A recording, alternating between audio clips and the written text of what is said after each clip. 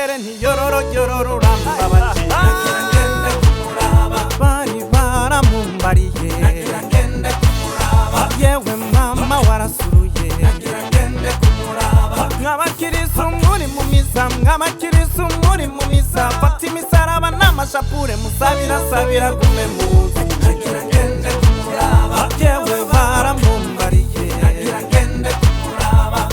kumuraba mama we wa murondo twiganye twibutanye mama we ukuntu yakunda kumbwira ngo vuga manuka bari size fiston waho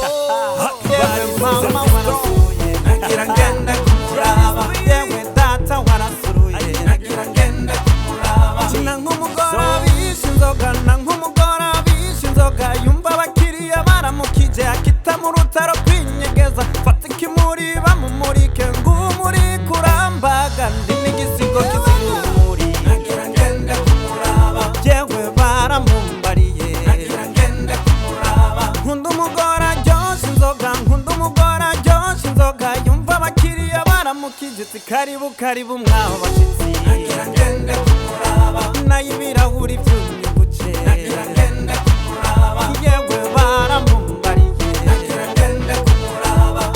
kumuraba mama we wa murondo twiganye twibutanye mama we ukuntu yakunda kumbwira ngo vuga manuka Special dédicace ku bakundana bose maisha maite biza bishaka Diada Saho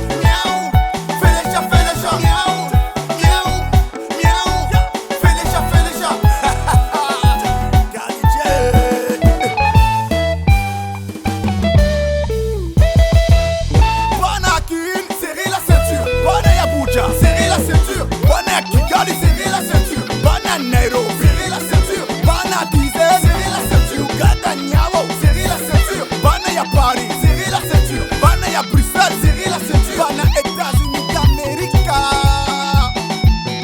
Miaou, miaou, miaou, Felicia, Felicia, miaou,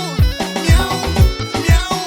Felicia, Felicia, M. Stone, yes we can, Mama Ami, hello to Kofina, M. Bakuya, yes we can, Mama Zai, hello to Kofina, Apollo, yes we can, Mama Loni, hello to Kofina, ye Willy Kwemo yes we can, mama Daniela hello to Kofina, Kimanda, yes we can, Mama Muziki, hello to Kofina, DJ H, yes we can, DJ Paul, hello to Kofina, Selecta Sweetie, yes we can, DJ Teo, hello to Kofina,